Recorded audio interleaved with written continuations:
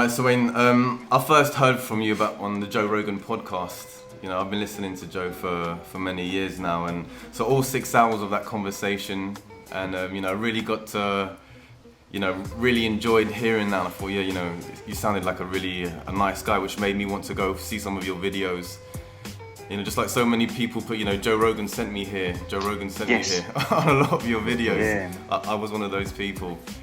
Ah. So I also watched Blessed with Venom, watched the Asian Contender and your fights, and I'm really excited and honoured to have you here. 10 times world champion, one of the first Falang to, really make, be successful in Thailand. Hey, thank you. Amazingly successful career, 39 years old and competing at the highest level. One of your next fights, you'll be flying over to the UK in June to fight at the Muay Thai Grand Prix. And I thought perhaps we'd begin with that. Perhaps your thoughts on London coming to the UK, and also for your upcoming fight. Yeah, no, I'm very excited. My last my only fight in England was against Steve Wakeling in 2005 at the Wembley Arena, in the small room there. It wasn't quite as big as we were expecting because back then WBC had just come onto the scene, and a lot of WMC people were up in arms. Oh, this is a controversy. How dare this other sanctioning body try and come into our turf? So a lot of trainers were warned, if anybody goes to this WBC show, they'll no longer be allowed to fight on the other sanctioning. So, it was such an amazing show, but there was hardly anybody there because of all the politics. Yeah. I was over there year and a half ago, last year, I think, for seminars. Yeah. I did 10 seminars in like 10 days, thanks to my friend Andy Housen. It was so much fun. All the seminars were booked out, and then the enthusiasm by all the students was really cool too. There was, I was talking to young kids, and I was really shocked at how big the Muay Thai scene is over there, because I was talking to little kids like 12, 14, and can I get a picture? Yeah, no worries, little man. How you going? Had any fights, little buddy? Oh, I've had 80. It's like, what? 80? You're freaking 10. You got 10 years old. How do you have 80 fights? So yeah, it's mad. It's so good that the kids are getting so much competition and compete every weekend and staying busy and focused, and Muay Thai is massive. It's so good to see it's going in the right direction over there. Yeah. When in your own gym, you are starting to train young children and bringing them up through the system. How's that going? And your gym, the Boon Chu gym? Yeah. Yes. Yeah. So, what's the current state of that, and how's that going? Yeah, very well. I'm very lucky where the gym. I've had the gym since '99, end of '99, so 16 years now. And we're probably one of the number one gyms in Australia. Mm-hmm. We've got a lot of champions. I had a lot of superstars there for a little bit.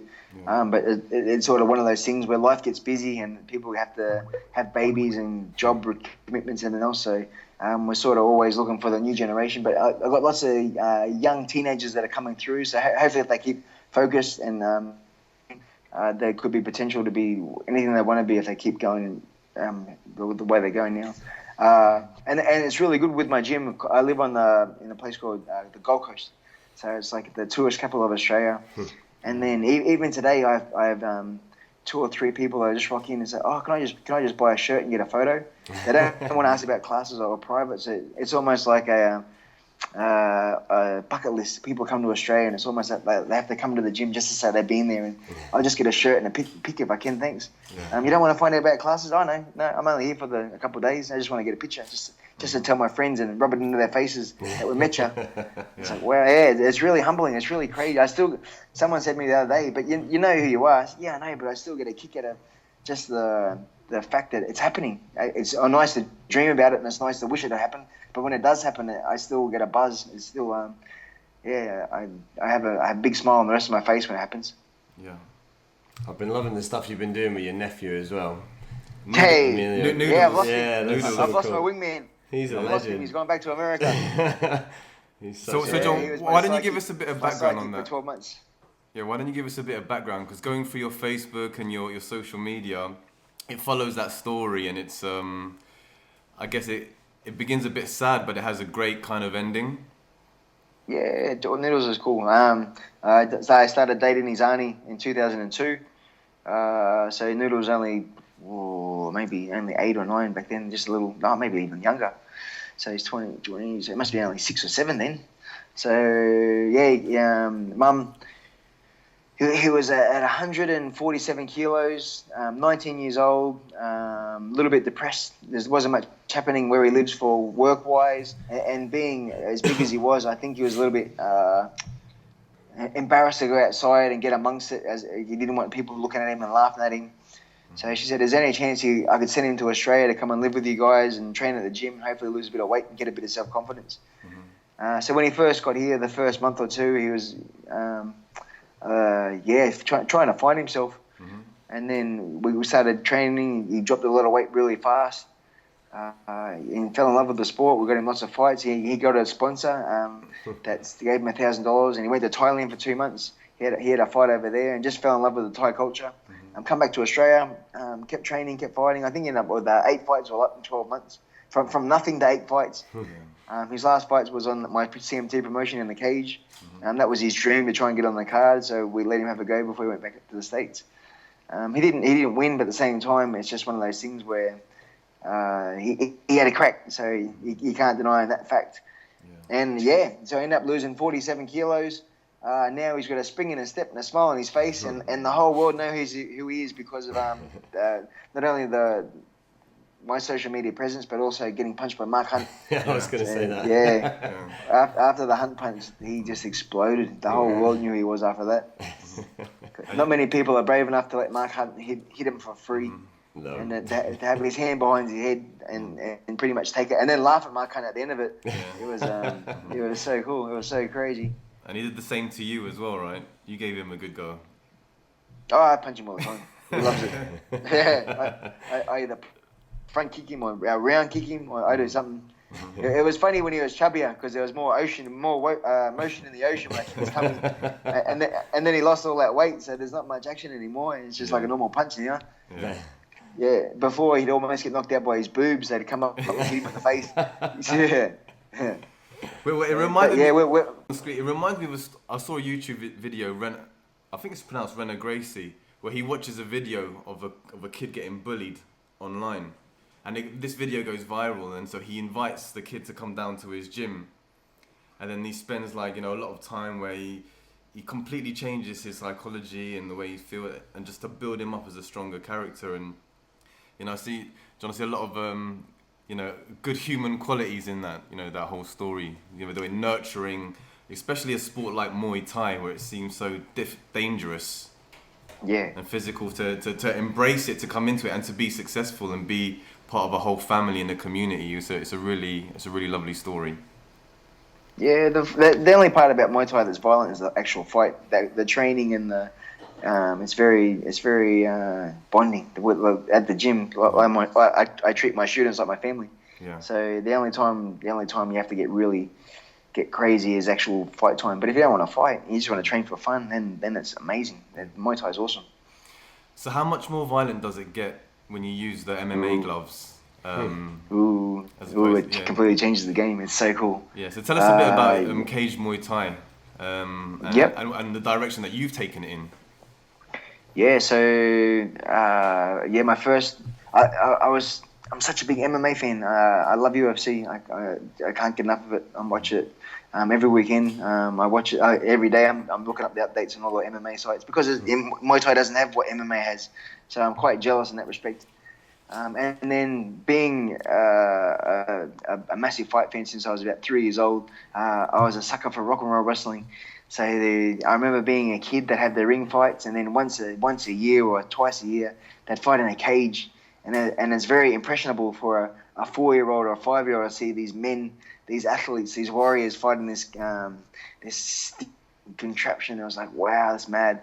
And then when UFC came onto the scene, it's like, man, how come these guys get to fight in a cage? I'm fighting in this ring. It's cool, it's good, and it's but it's not a ring. I want to fight in the ring. I want to fight in the cage, sorry. So I tried MMA for a little bit. I broke my finger. I snapped it completely in half. It's like, damn it. Jiu-Jitsu sucks. I've had over 100 fights in Muay Thai. Never broke a bone in my body. I trained jiu-jitsu for friggin' a couple of classes and snapped my finger. So it's like, how can I fulfill my dream of fighting in a cage without doing jiu-jitsu?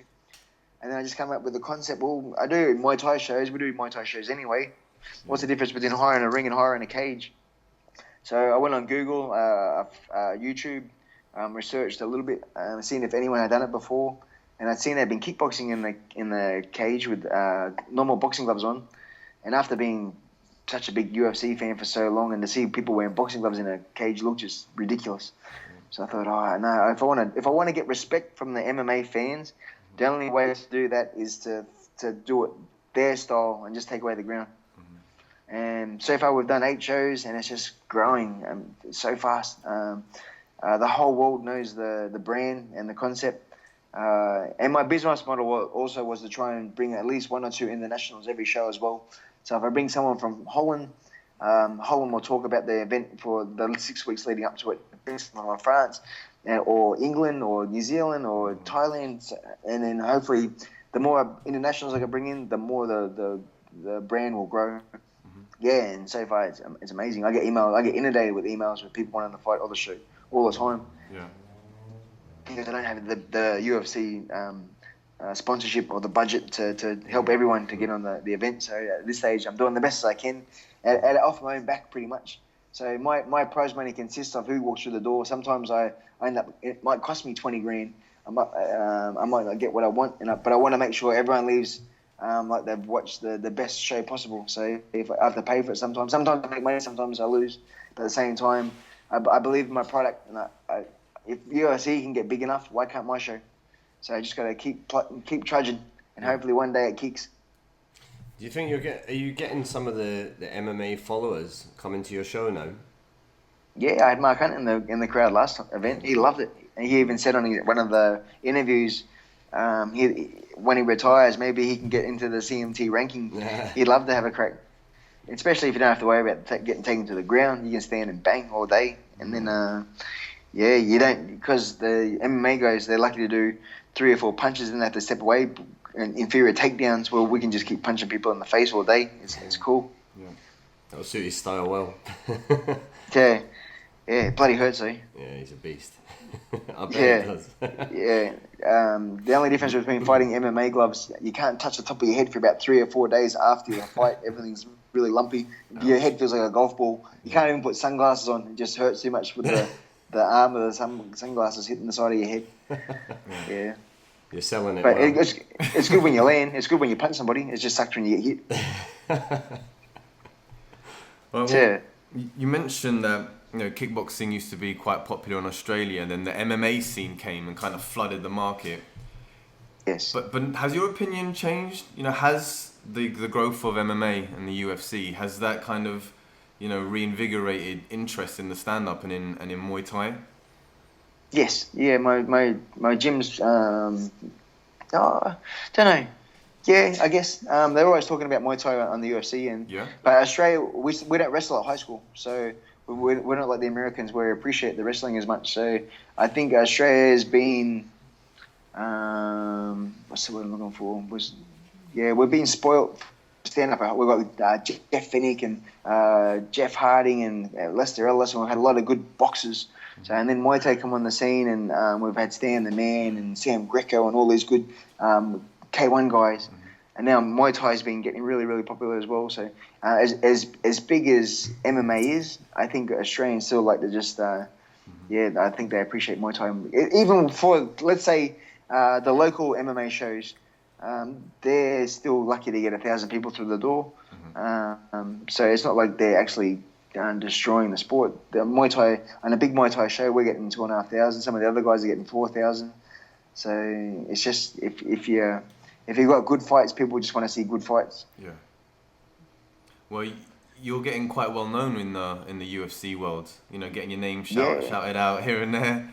I see you repost a couple of stuff. And you previously worked with George St. Pierre, and yes. I think that's well known. And there are talks that he's going to be making a return soon. Yeah, this cool. year to the UFC. What are your thoughts on that? Yeah, I hope he does. It'd be a waste. It'd be a shame to waste such a talent. And he's only early 30s as well. I think he's only 33, 34. Yeah, he can keep going for years. He doesn't. I trained him for 2 weeks before the Hendricks fight. Yeah. But the thing was, I had him looking really good, but he had me out 14 weeks before the event. So by the time I went back to Australia, he just fell back into the old ways again. And then I had him moving on the outside of a southpaw's foot, so I had him moving to the left. But when he fought, he sort of fought the wrong fight against the southpaw, and Hendricks is very dangerous. So he won the fight, but I think he could have won it a lot easier if he had just sort of stepped to the basics instead of trying. I don't know. But he got a lot of damage to his face, and I think it shook him up a little bit. Yeah. And I think there was a little bit of drama as well with the whole drug testing back then as well, because I happened to be in Canada when I think it's the VADA, one of the commissions came to Canada to have a meeting with him, and George gave him his protein, his ginseng, or whatever he takes. He gave him, put everything on the table. I said, "This is what I'm taking. Please test everything to make sure I'm clean, to shut up my critics." And then he was going to pay for himself and Johnny Hendricks to both get tested out of his own pocket. And then the next day or couple of days later, Dana White came out in the interviews and just ridiculed George, making him look stupid, saying, "Oh, obviously he's got trust issues. We're doing the best thing possible, and if he doesn't believe in us, then he needs help." And George felt sort of belittled. He was trying to do the right thing, and they made a mockery of him. So I think his way of saying, "Nah, screw you guys. I'm trying to help the sport, and you're trying to make me look stupid. So I'm going to step away for a bit. So I'm too angry now." And then since he's done it, and then Nevada's come on and started telling everybody, people are getting busted left, right, and center. It's crazy. Every weekend or every week, it sounds like one or two people are getting caught again. Getting tested outside of competition. So it's like, far out. The sport was riddled with it. So. Yeah, hopefully it does clean up, and people. You don't want to see anyone seriously hurt because of drugs. It sucks. Yeah. Well, Nate called out Conor as you know, being a user. He was furious because he's adamant that he hasn't. What are your thoughts on the rematch? How do you think that's going to go down? Yeah, I'm excited. I think the first fight. I think they called out Nate because they knew that Nate wasn't training. Yeah. And that hopefully, like they did with Chad Mendes. Chad did an amazing first round, but to try and fight five minutes on a week's notice is friggin' hard work. It's friggin' hard enough to try and fight 3 3s, let alone 5 5s. Yeah. So and then the first round, Chad owned him. It was just that he just ran out of gas, and then Conor landed that big punch. So I think he was planning the same thing again with the Nate. But yeah, Nate's, as soon as he wobbled him halfway through that second round, you can see him get that second win, and then after that, there was no way. He was just going to steamroll him from then on in. Yeah. So to just have Nate have a proper 2-month camp and to be 100%, it's going to be wow. Yeah, it's going to be crazy. It's very exciting. What do you think Conor needs to do then? I guess to deal with that, because Nate obviously incredible jiu-jitsu as well on the ground. Yeah, he's got good stand up. On the ground he's a weapon as well. He's a southpaw too, isn't he? Yeah. Very so tall as well. everything sucks. Southpaws suck. Good strikers suck. Ground people, and then he's got a unique style too. He's not your conventional Muay Thai sort of Stockton style. Yeah. With the he's got the slaps. What? The Stockton slap. He boxes at range, doesn't he? He throws at awkward angles as well, I think. And being a southpaw, he's just very unpredictable. And tough. Tough as anything. So you can smash him all day and he'll just keep coming forward at you and laugh at you. Yeah, he ridicules you during the fight. That's the bit. Well, they're both shit talkers. That's the beautiful thing about it. Yeah, it's crazy. It's gonna be good. I'm surprised I wasn't at 155. I'm surprised I went back to 170. But I read an interview today. He would have lost his man license if he had done at 155. Yeah. 155. It's like, mate, we fought at 170. You lost at 170. The only way to get your man license back is to do it at 170 again. So yeah, fair enough. I'll give him credit for that. He took like a man and said, "Yep, all right, let's do it again at that weight." Yeah. It's dangerous. Yeah. Yeah. So and then he's a big guy. Nate's huge. Yeah. They're both him and Nick. They're both monsters. They're both over 6 foot, aren't they? What about the whole deal with Anderson Silva coming out saying he wants to fight Conor now? It's like, come on, mate.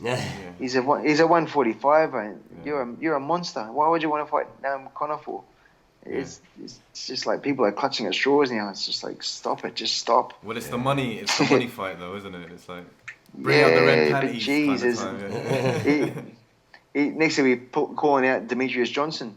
Yeah. It's like, and then surely it's height and range and weight. It has to play a big part of it. You can't just pick on the midgets. Why doesn't he call out Cain Velasquez in?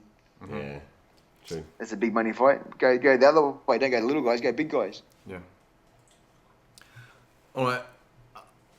I really wanted to speak about the Asian Contender. I know it's a while back, but yes. But it was such. I mean, because I've lived it recently and gone through it. And there's 16 episodes. There's tons of episodes, and it's you really get a chance to develop a relationship with everyone there. And John, you certainly come off as the alpha male. Throughout the whole process, and it's clear that you're almost the guy immediately that everyone's kind of rooting to win. Do you still have the bracelet? Yes. You still have the bracelet? Yes. I still have the bracelet. I still have the suit. The TV broke. I won the TV. The TV, fell apart. It's cool. The Contender was so much fun. It was the highlight of my life. And when it was airing here on TV in Australia, my gym was full. So I'd have 45, 50 people every night while I was on, because it was on the main cable station here as well. So it was, and on the, not just the sport channel too, it was on the normal TV station as well. So, to get into the lounge rooms of normal families, and then to have mums come up to your street going, "Oh, we're cheering for you." It's like, wow, that's crazy. So it definitely brought a whole new wave of fans into the sport, which was amazing. Yeah, I was in Thailand for it. Like I said, training with a couple of the guys. So when they were airing it, we all used to go watch it every week, and it was massive over there. So I guess it was probably like that in Australia as well. Yeah, no, it's cool. It was very cool. Who are you still friends with? What's that, sorry? Who are you still friends with from there? From the show? I still speak to Zach Jabbar. Every now and again, Yodson. I usually like all the Yoddy stuff on Instagram and stuff. I'm good with everybody, but the main ones are just mainly Zach and Jabbar. They're the ones. Every now and again, Zeta pops up, but not too much. You met Zidov is strange. He's a man unto himself. Yeah, crikey. You fought Jabba though, didn't you? Yes. The rematch was a lot more clear cut. I thought I won the first time on the show, but I don't know if the way they edited it for the TV made it look a lot closer than it was. But I definitely thought I won that fight with all the controversy after the fight. Everyone, and Jabbar was so upset. So we had the rematch here in Brisbane, and then I thought I dominated that one. It's still I have all the respect in the world for Jabbar, but I thought I won. That was a really entertaining fight. We have a stadium here that holds 4,000 people, and it got to the stage where they'd sold out a week before. They accidentally put the wrong floor plan on the ticket website. And then there was only like 50 tickets available, and there was like 1,000 people rocked up to the venue. So the fire brigade had to come in, and they allowed an extra 500 people into the stadium. So people were sitting on stairwells, and there was like 5 or 10 deep up the top of a standing area of the grandstands. It was absolutely insane. So to get the win on such a big show in a full house was such a buzz. It was, and then on Fox Sports here in Australia as well. It was good. It was very good. Yeah. Well, actually, I found something online. In fact, Dave, your style is actually quite similar. I wish. To John's. I found a certain image. Don't know if... nice, thanks. I put them side by side, so... twins. Yeah, twins. I thought, technique very similar, so Didn't know you were doing that. Thanks. Yeah. That was, let me just clarify, they were doing some pre-fight photographs, and I did it for 1 split second. I said, "Oh, do you want me to do this?" And I posed, and they snapped it, and I've never been able to forget it. No, he's always like that, this guy. That's right. I think if we put baby oil all over our bodies and went up on stage, just the two of us, and we perform like that, I think we'd kill it. Yeah. I'll be up for that. I think we make some decent all money. All the ladies throwing $5 notes at us. Yeah. That was a quality entrance, actually. Yeah, were they your own moves, John? The old shuffle. It's a funny story. I had a war within myself for that fight because instead of thinking about my fight prep and concentrating on the tie, a very strong tie that I was fighting as well, all I could think about was I going to do it? Wasn't I going to do it? The dance routine, innit? Yeah, and I had that the demons in my head all the way to the last minute before I was like, nah, screw it, I'm going to do it.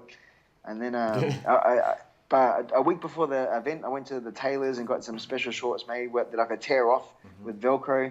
And I had another pair of shorts waiting for me at the end of the runway. And then, I was like, oh. So I've got to the stage. I've torn my pants off. I've done my little jiggle. And my mates gave me my shorts. And then I've got in the ring. It's like, yes, finally, that's over. I look across the ring. Hard and part then is over. There's a tie with this confused look on his face. Just giving me these death stares. Like, oh, shit, I got to fight you now. I thought about you. Yeah. So, it was one of those crazy moments that I'll never do again because it was such a, you idiot, what are you doing? How did you compose yourself? And it's one of those ones that comes back and haunts me all the time. Someone finds it and then reposts it. It's like, don't remember that. Damn it. It's going to haunt me forever. Yeah. How did you compose yourself after that to do that? Oh, no. It was funny. When it aired on Fox Sports, I was that guy for about 2 or 3 months. When walking down the street, hey, John Wayne, wiggle, wiggle. So, good times. But it shows that you have an amazing outlook on life. And one question I ask a lot of my guests is, given that you've reached probably, the highest heights in the sport, which a lot of people aspire to, and you've done it multiple times, I guess, what really matters to you in life? What is important? What is important for you? Having fun, not. I don't want to waste. I don't want to. I'm born here. I'm born to. I've only got a certain amount of years to be on this planet, and then what's the point of being all depressed and all everything? If I get a flat tire, somehow or rather I'll work out a way to not let it get me down. I'm just happy. Like you said before, I lived on my dreams. I'm so stoked that I've got to accomplish what I've accomplished. So if I die tomorrow, I'm a happy man. And if I can live another 60 years, I'm a happy man. So I've got health. I've got good health. I've got a happy family. I've got a little bit of money in the bank. I own my house. I own my gym. I've got food and a shelter. And I've lived in Thailand. I've slept on the floor. I've wiped my bum with my hand for 4 years. So how can it get any worse than that? So, and then I've borrowed money off Thais. I've been so poor. I've had to borrow money off Thai people. So I know what it's like to have absolutely nothing. Yeah. So now that things are going all right, why be upset for? Things are awesome. Great. Do you... And then sorry, with my job too, I get to help kids and young teenagers. I get to change lives as well. I get so many people come up to me and say, "Oh, little Johnny was having a rough time at school. He's been in the gym 2 or 3 months, and now he's a completely different, like Noodles. Noodles is a completely different person now, all because of Muay Thai and all because of I've shown him a positive outlook on life. And then I think that's it's contagious. If you're happy, other people get happy, and then the more people I can make smile and have a joke and giggle and laugh, and even if it consists of fart jokes. So fart jokes are cool. So if I can laugh and people laugh around me, that makes me laugh harder. So and that's why I do my social media as well. I have a lot of people on social media, but they come for the fights, but they stick around for the jokes. So that's my story. That's where I'm at. I'm happy.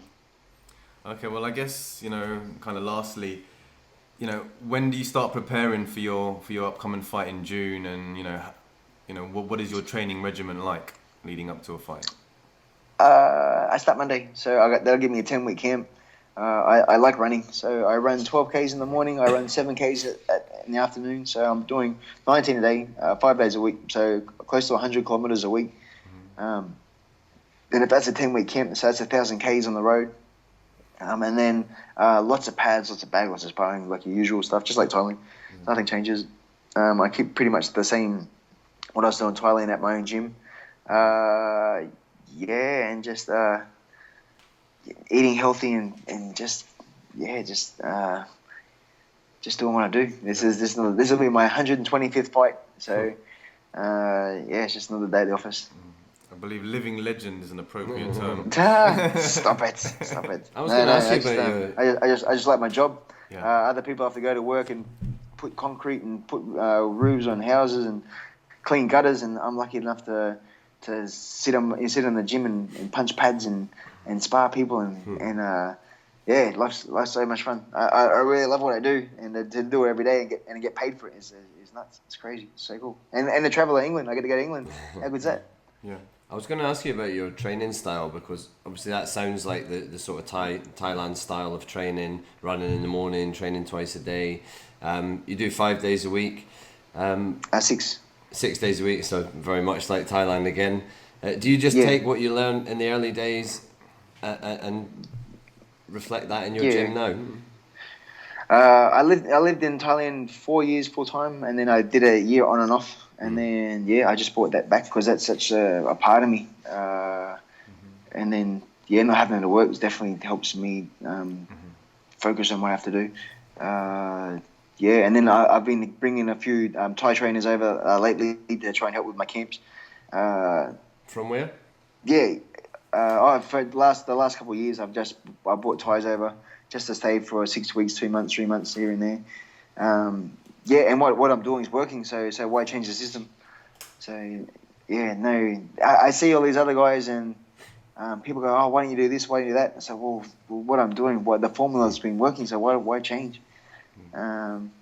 It's funny, you watch the UFC and the Road to UFC and all those lead-up shows, and they're doing all these different crossfits and banging the hammer on the tire and pulling cars, and it's like just spend an extra half an hour in the gym to learn how to throw a jab. That's more important than hitting the hammer on the tire. So I think just keep it basic, keep it caveman, just hit stuff really hard over and over again, and then come fight time, just simulate the hitting stuff into someone's face.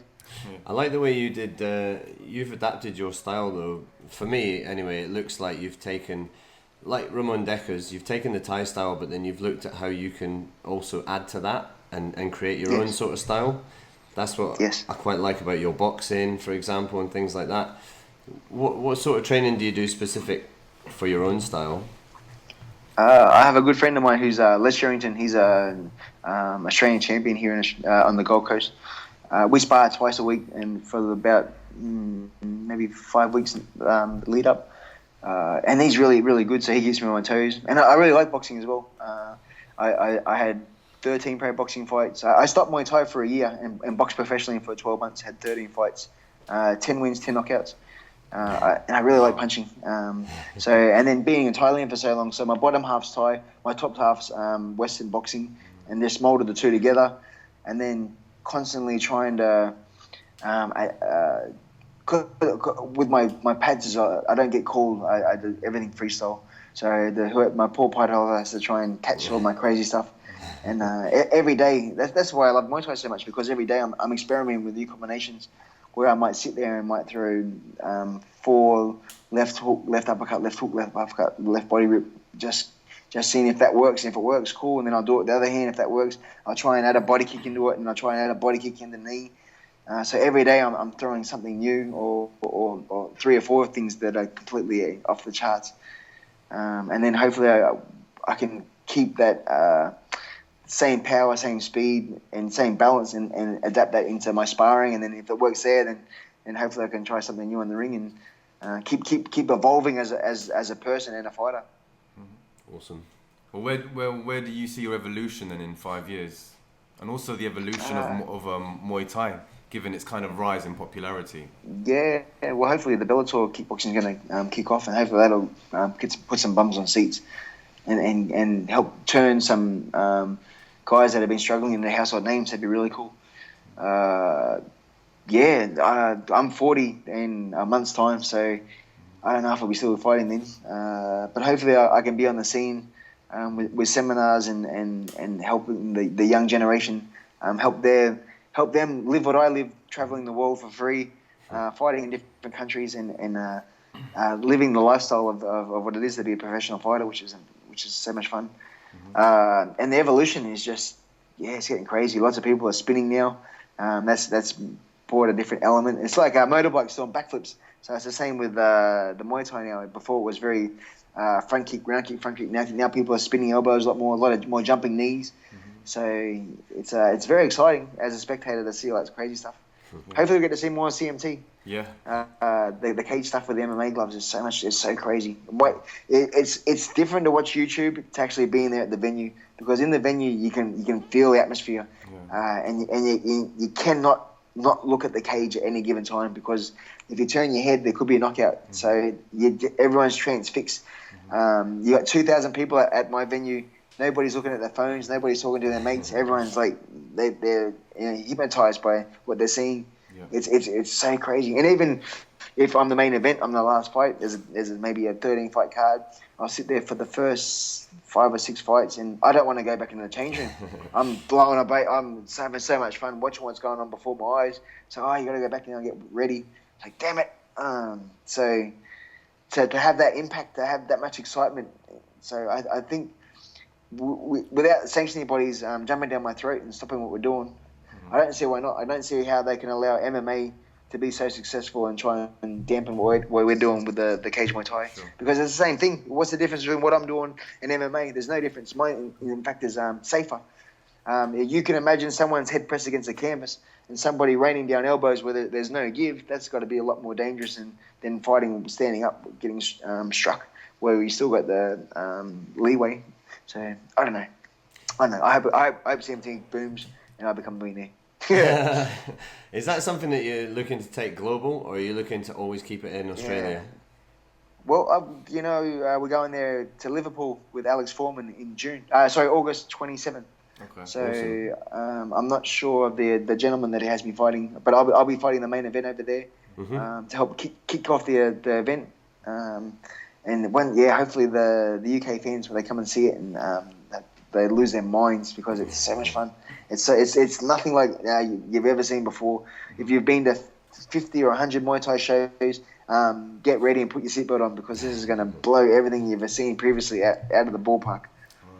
And do you have any words or comments for your opponent come June 11th? Hi. I'm really excited to get over there and into England. Yeah. I hope that I can be fit and strong and put on an amazing performance where I'm invited back. And I'm very, going by my seminars that I did there, I'm quite honoured that so many people have heard of my name and my reputation. And I hope I don't let you down, and I live up to the standards that everyone's put me in. So I really want to put on a great performance. If I can score a knockout, that'd be amazing. That would be really the cream on top of the cake. So, I just hope I can, put on a show that's unforgettable. Okay. We had the last show, the last Muay Thai Grand Prix on the Saturday. I was training on the Monday, and it was announced that you were going to be headlining the June show, and I had people asking me where they can get tickets on the Monday night. Nice. Straight away, they were like, "I want to see this guy." Yeah. So it's going to be massive. Yeah, so I mean, I got inundated by people hitting me up as well, saying, "When can we get tickets?" Like, I have no idea. I'm just the talent. I have no idea about the intricate details, but I'll be there though. Yeah, well, for tickets and for information about that, our listeners and viewers can go to muaythaigp.com. You get all the information there, and the same name, Muay Thai GP, on Facebook. You can find all the information. And if people want to reach out to you, Wayne, how can they do that? I've got an athlete page on Facebook. I have 135,000 people now, which is really cool. Yeah. Shoot me messages or say good day, or Instagram, say good day there. Mm-hmm. And then when I'm over there too, don't be shy. If you see me in the crowd or if I'm walking past on the street, say good day as well. I like interacting with people.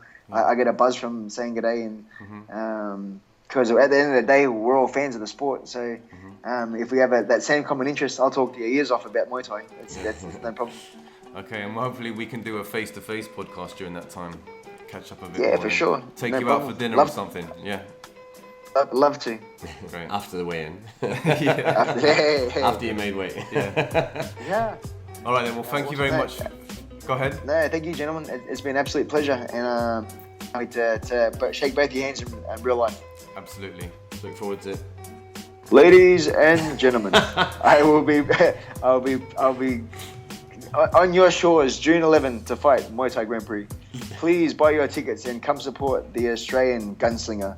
I'll be bringing all of my weapons, all my arsenal, and I come to do damage, knock out people, and give you the night that you will not forget. So buy your tickets now. Awesome. Cheers. Well, I think on that note, That's terrible. That's terrible. Hang on. Let me start again. I'll do it proper. Very serious now. Come on. Hi. Do you like Muay Thai? Do you like John Wayne Parr? Do you like Australians? If that's the case, you have to buy your tickets at MuayThaiGrandPrix.com. Buy them now before it sells out. Yeah. See, that's way better. brilliant. Awesome. That's like the guys on the back of the tuk-tuk. Buy now. Yeah, those guys like tonight, the best of the best, the best of the best. We should just get one of those guys in. Yeah. All right then. All right, Wayne. Cheers, Wayne. Thank All you. right. Thank you. Take care. Cheers, guys. All Thank right. you. Have a good night. Bye bye. Yeah.